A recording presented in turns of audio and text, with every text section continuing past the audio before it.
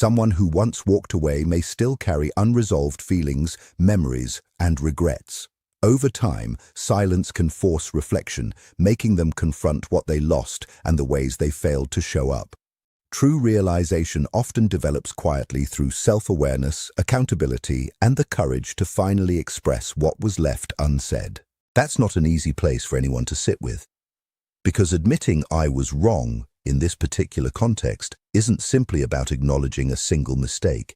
It's about dismantling an entire identity they'd built for themselves. It's about letting go of the version of themselves that justified their actions at the time, that protected them from guilt, that told them they were doing the best they possibly could, or that things simply weren't meant to work out between the two of you. It's about seeing clearly, without any distortion or excuse, that something genuinely meaningful was placed in their life and they didn't meet it the way they truly should have. That realization doesn't feel noble or redemptive in the moment. It feels heavy. And yet they stayed with it anyway. They didn't run from it. They didn't bury it under distractions or new relationships or convenient explanations they could tell themselves. Or maybe they tried to do exactly that at first. Maybe they told themselves they'd move on eventually, that someone else would come along, that what you shared together was good, sure, but not necessarily rare or irreplaceable. Maybe they tried to recreate that same feeling somewhere else entirely, to find familiarity in someone new, to convince themselves that connection itself is fundamentally replaceable. But that's exactly where the truth started to surface for them, because comparison is a genuinely revealing thing. When someone begins measuring everything that comes after against something that came before, it means the earlier experience quietly set a standard for them, not in some superficial sense of this was better or that was worse, but in a much deeper, more qualitative way. It means something about what you gave, how you showed up, how you cared for them, created a kind of internal reference point they simply couldn't ignore anymore. And when nothing else manages to meet that reference point, the mind is eventually forced to reconsider what it once so easily dismissed. That's exactly what time apart does when it's actually used honestly. It strips away the immediacy of the moment. It removes the emotional noise that so often clouds perception when two people are still tangled up together. It allows real space for patterns to finally be seen clearly, for behavior to actually be reflected on, for meaning to slowly settle into its proper place. It doesn't always lead to reconciliation, but it very often leads to clarity. And clarity is exactly what brought them here to you now. Not certainty, not expectation, but genuine clarity. They don't know how you'll respond to any of this. They don't know if what they feel now will be enough to rebuild something that was once broken between you. They don't know if you've already moved on in ways that would make this entire conversation feel too late to even matter. But they know one thing for certain: not saying it would stay with them permanently. There's a particular kind of regret that simply doesn't fade with time. It doesn't soften. It doesn't become any easier to carry as the years go by. It lingers quietly but persistently in the background because it was never actually resolved, because something real existed between you and it was never fully acknowledged for exactly what it was. They've decided they don't want to carry that regret anymore. And that decision, to face you directly, to speak honestly, to risk rejection instead of continuing to hide behind silence, is genuinely significant. Not because it guarantees any particular outcome, but because it reflects a real shift in who they've become as a person. The version of them who avoided everything, who didn't fully understand what they had, who couldn't meet you where you actually were emotionally, that version of them couldn't have done this, couldn't have stood in front of you and said, without defense or justification, "I didn't know how to love you the way you deserved." That sentence alone tells you something has genuinely changed in them. But here's where your role in all of this becomes just as important as theirs. Because it would be easy, understandably easy, to interpret this entire moment purely through the lens of hope. To see their return as confirmation that what you felt all along was mutual the whole time, that the connection meant just as much to them as it did to you, that this is the beginning of something finally being restored between you. And maybe it is exactly that, but maybe it isn't. And that's precisely why awareness matters so much more than hope does in this moment. Hope, when it isn't properly grounded in reality, has a way of pulling you right back into old emotional patterns. It can make you overlook things that genuinely don't align. It can make you minimize things that feel off. It can make you rush toward a resolution before the full truth has even had a real chance to reveal itself completely. Awareness does the exact opposite of all that. Awareness allows you to stay fully present, to listen not just to what someone says, but to how they actually say it. To observe not just their words, but their overall energy, their consistency, their genuine willingness to take responsibility without deflecting blame or softening the truth of what actually happened.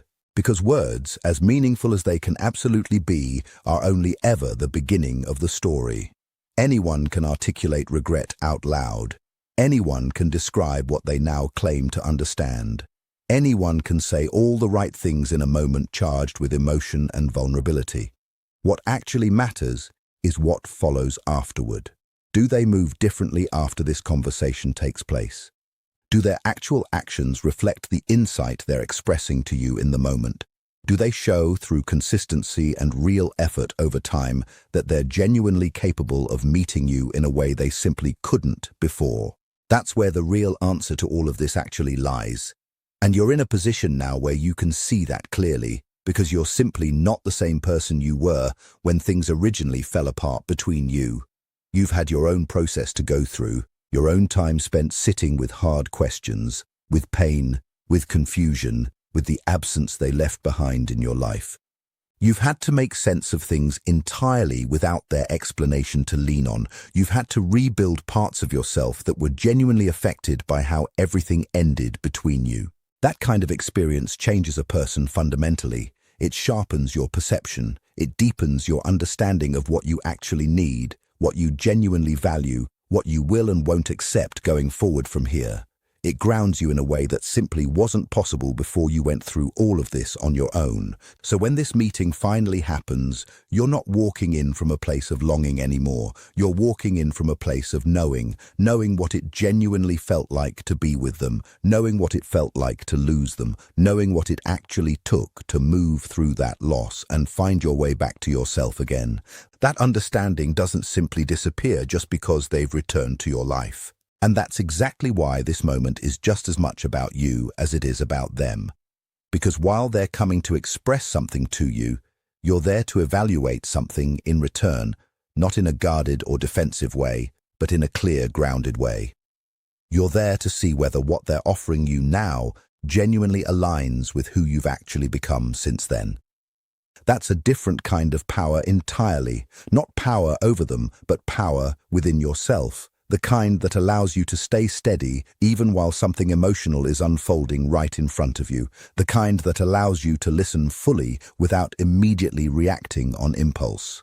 The kind that allows you to take in what's being said without losing your own sense of self somewhere in the process. And there will come a moment when they're standing right in front of you where everything becomes very still. It might not last very long. It might be subtle, easy to miss if you're not paying attention, but you'll feel it happen before your mind starts analyzing anything. Before you even begin forming a response in your head, there will be a moment of pure recognition.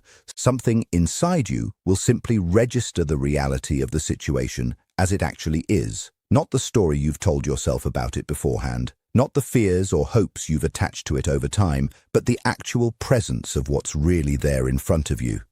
That's the moment worth trusting completely, not your assumptions, not your expectations, but that quiet internal awareness that's been shaped by everything you've personally experienced along the way, because that awareness will tell you clearly whether what's in front of you is genuinely aligned or not. And whatever it ends up telling you, you're fully capable of responding to it appropriately.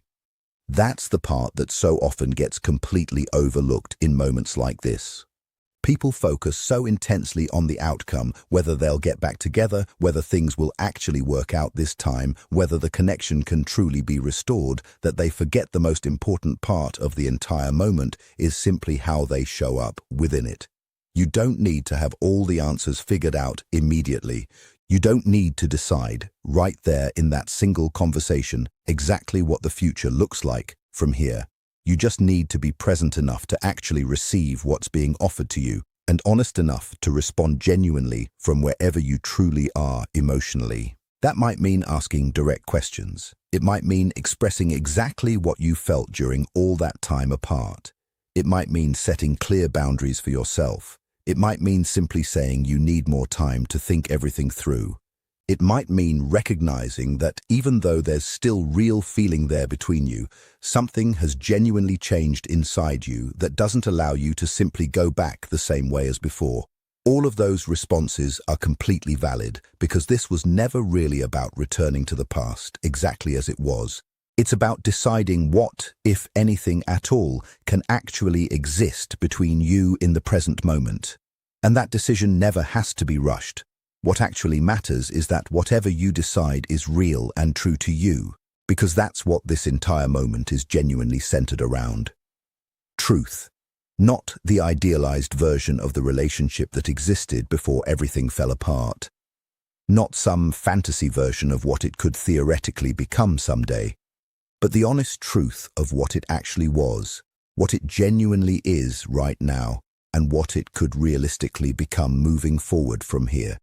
And truth, when it's fully expressed and allowed to breathe, has a way of bringing genuine peace regardless of the eventual outcome. If there's still something real there that can actually be rebuilt between you, it will become evident over time, not just through what's said in a single conversation, but through what's genuinely sustained afterward, day after day. It will show itself clearly in effort, in consistency, in an ongoing willingness to do things differently than before. And if there isn't anything real left to rebuild, that will become evident too, just as clearly. But either way, something finally resolves. Something that was once left open, unfinished, quietly lingering in the background of your everyday life, finally comes into full clarity. And that clarity allows you to move forward without continuing to carry the weight of something that never had any real answers attached to it. That's not a small thing at all, because unresolved connections have a strange way of staying with us long after they should have faded. Not always in obvious, visible ways, but in subtle ones, quietly shaping how we approach new relationships going forward, influencing how easily we trust other people, affecting how open or guarded we allow ourselves to become with someone new. When something like this is finally brought fully into the light, it releases that invisible hold it's had on you. It gives you the genuine opportunity to fully understand what you actually experienced, not just emotionally in the moment, but meaningfully over the long run. To see clearly that what you felt back then was real, that it genuinely mattered, that it carried real depth and significance worth acknowledging. And that matters regardless of whether the relationship ultimately continues from here or not. Because one of the quiet fears people tend to carry after something like this ends is the nagging question of whether it was ever truly mutual in the first place. Whether they imagined the depth of the connection entirely on their own. Whether they cared more than the other person genuinely did. Whether the connection meant something entirely different to the other person than it meant to them. This particular moment answers that question directly, not in some abstract theoretical way, but in a lived, tangible way you can actually feel. They're standing right in front of you, choosing to be completely honest, choosing to acknowledge what they didn't before, choosing to risk real discomfort and rejection in order to express something genuinely real to you. That kind of choice simply doesn't happen without real feeling behind it. It doesn't happen without genuine significance attached to it. And while that doesn't automatically mean the relationship should or definitely will continue from here, it does mean something genuinely important regardless. You didn't misread the situation back then. You didn't get it wrong by loving the way you naturally did. And that's something genuinely worth holding on to, because it speaks directly to who you are, not just within this particular connection, but within any connection you'll ever have moving forward from here. What you're holding on to in all of this is something many people spend years actively trying to unlearn, question, or suppress entirely. The instinct to love deeply, to show up fully, to invest not just attention, but genuine presence into another person. And somewhere along the way, often through disappointment or imbalance, that natural instinct starts to feel like a liability instead of the genuine gift that it actually is. But it was never actually the problem in the first place. The real difficulty was never in your capacity to care so deeply. It was in where exactly that care was placed, how it was received by the other person, and whether it was met with the same level of awareness, readiness, and emotional responsibility in return. When something meaningful breaks down, especially when you gave it your complete sincerity, the mind naturally searches for a reason why. And one of the easiest conclusions it tends to reach is this: maybe I cared too much. Maybe I gave too much of myself. Maybe I should have held back more. That conclusion feels protective in the moment. It creates the comforting illusion that next time, by being less open, less invested, less expressive with your feelings, you can somehow avoid being hurt in the exact same way again. But what it actually does instead is distance you from one of your genuine greatest strengths as a person. Because the ability to care this deeply about someone is not something that needs to be reduced or tightly controlled in order to feel safe. It's something that needs to be directed wisely instead. It becomes genuinely powerful once it's placed in an environment where it can actually grow, rather than simply being taken for granted by someone who isn't ready for it. You don't fix a meaningful trait like this by shrinking it down. You refine it instead by genuinely understanding it. And understanding it means recognizing clearly that depth of feeling is never actually what leads to real pain. Misalignment is what leads to pain when two people simply aren't in the same emotional place at the same time. When one person is more aware than the other, more genuinely ready than the other, more willing to actually engage with the reality of what's forming between them than the other person is, there's an imbalance there. And that imbalance creates real strain over time. It creates confusion. It creates moments where one person is actively trying to build something real while the other person is still quietly figuring out what they even feel about the whole situation. That's not a failure of love itself. It's simply a difference in timing, in readiness, in emotional clarity between two people. And that particular difference is exactly what makes experiences like this one so genuinely difficult to navigate, because they exist in that uncomfortable in-between space where something real is clearly present, but not fully supported by both people in the way it actually needs to be supported. So when you look back now and see how much you genuinely gave, how openly you showed up, how sincerely you cared about them, don't reinterpret any of that as something you should have done differently. See it clearly for exactly what it actually was. An honest expression of who you fundamentally are as a person, because that part of you never broke anything. It revealed something important instead. It revealed the genuine depth you're capable of. It revealed the kind of connection you naturally create when you're not holding anything back from someone.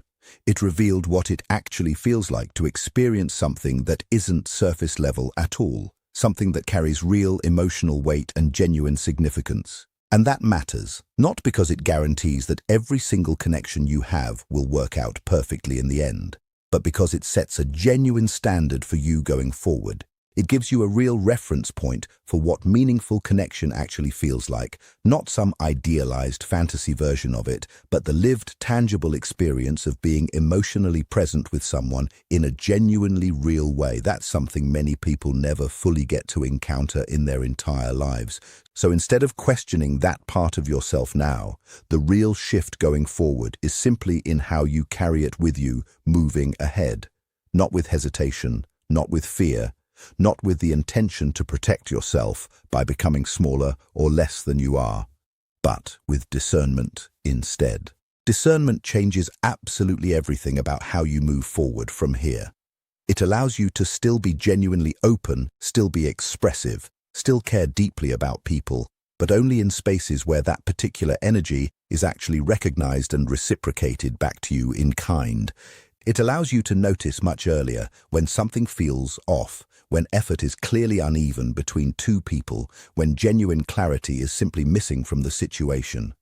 It allows you to step back, not because you're afraid of connection itself, but because you're genuinely aware of what you're seeing in front of you. And that awareness is exactly what transforms your entire experience moving forward from here. Because now, as this particular moment approaches, this meeting, this conversation, this potential turning point in your story, you're not entering it as someone who desperately needs something to work out in order to feel complete as a person. You're entering it instead as someone who has already done the genuine work of understanding themselves more deeply than before. That changes the entire dynamic of the situation completely. It shifts you out of a position of simply waiting and into a position of actively observing instead. Not in some detached or cold way, but in a genuinely grounded way. You're no longer trying to prove your own value to anyone, no longer trying to hold something together on your own, no longer trying to interpret mixed signals or fill in emotional gaps that were never yours to fill in the first place. You're simply present, taking in what's actually real, responding to what's genuinely happening rather than to what you merely hope might happen instead. And that's exactly where real clarity comes from. Because clarity doesn't come from obsessively analyzing every tiny detail or trying to predict every possible outcome in advance. It comes instead from being fully present with whatever is actually in front of you and allowing it to reveal itself naturally without unnecessary interference on your part. When someone speaks from a place of genuine honesty, you can actually feel it happening. There's a distinct difference in their tone, in their energy, in the way they hold themselves physically in that moment. There's a steadiness to it, even if they're visibly nervous. There's a clear lack of defensiveness, a genuine willingness to take full responsibility without needing to soften the impact of what they're actually admitting to you. And when that honesty is genuinely real, it registers clearly inside you. But equally, when something is incomplete, when the right words are technically there, but the actual depth behind them isn't fully formed yet, you can feel that too, just as clearly. And this time, you're simply not going to ignore that particular feeling. That's one of the most important shifts that has genuinely happened within you over this whole process. Before all of this, you might have given the benefit of the doubt automatically. You might have filled in the gaps yourself. You might have interpreted ambiguity in an overly hopeful way, assumed that whatever wasn't being expressed clearly would eventually become clear on its own over time. Now, you simply don't need to do that anymore, because you understand clearly that what's genuinely real doesn't require that level of interpretation from you in the first place. It presents itself far more directly than that. And that understanding gives you a kind of internal stability that completely changes how you experience this entire moment. You're not walking in with the anxious question, will this actually work out? You're walking in instead with the much calmer question, is this genuinely aligned with who I am now? That's a quieter question to ask yourself, but it's far more powerful because it's not rooted in a desperate need for a specific outcome. It's rooted in truth instead. And truth has a genuine way of simplifying things dramatically. It removes all the layers of overthinking, of emotional projection, of imagined futures and old past narratives you've been carrying around. It brings everything back down to what is actually being offered to you right now, what is actually being felt in this moment, what is genuinely possible moving forward from this exact point. And sometimes what's being offered really is enough. Sometimes people genuinely do grow over time. Sometimes they gain the awareness they simply didn't have before. Sometimes they come back to you, not just with words, but with an entirely different way of actually showing up, more consistent, more genuinely present, more willing to engage with the reality of the connection instead of continuing to avoid it altogether. When that actually happens, something genuinely new can be built between you. Not simply a continuation of what existed before, but a different version of it entirely, one that's fully informed by everything both of you have learned during all that time apart. But sometimes what's being offered simply isn't enough. Sometimes the realization comes too late to matter, or it doesn't fully translate into consistent action over time. Sometimes the feeling itself is genuinely there, but the actual capacity to sustain something meaningful still isn't quite there yet. And that's not something you personally have to fix for them. That's simply something you recognize clearly and accept. And recognizing it doesn't mean the connection was never real in the first place. It doesn't mean what you shared together didn't genuinely matter. It simply means that at this particular point in time, it doesn't align in the way it would genuinely need to in order to move forward together in a healthy, stable way. It allows it to be seen fully, understood fully, felt fully, and completely. And once something reaches that level of genuine completion, it simply doesn't hold the same power over you anymore. It becomes part of your personal experience, part of your growth as a person, part of your understanding of yourself, but it no longer occupies that unresolved space inside you. That's exactly where real peace actually comes from.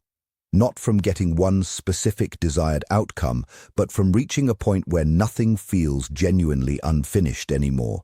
Where you're not left constantly wondering what could have been, not replaying old conversations endlessly in your mind, not questioning whether something more should have been said or done differently at the time. Everything is simply clear at last. And that's exactly why this particular moment, as emotionally significant as it genuinely is, isn't something to approach with fear. It's something to approach instead with genuine presence. Let it exist without needing to define it immediately, because whatever this ultimately becomes, it will reveal itself naturally over time. You don't have to force it into any specific shape right now. You don't have to decide in advance exactly how it should go. You just have to be present enough to recognize it clearly when it finally unfolds, and trust yourself enough to respond honestly when that moment actually arrives. That's genuinely all this moment asks of you. Not certainty, not perfection. Just presence and truth. Because in the end, that's what actually brings you back to yourself. And sometimes that's the real, deeper purpose behind moments like this one. Not to bring someone else back into your life exactly the way they once were, but to remind you clearly of who you actually are now. To show you, in a very real and tangible way, just how much you've genuinely grown as a person. To place you into a situation that once would have completely unsettled you and let you experience it now from a completely different place within yourself. That's not simple coincidence. That's alignment. And whether this ultimately leads to a new beginning between you or a final closing of that chapter, one thing remains constant either way. You are no longer approaching love from a place of uncertainty anymore. You are approaching it now from a place of genuine understanding.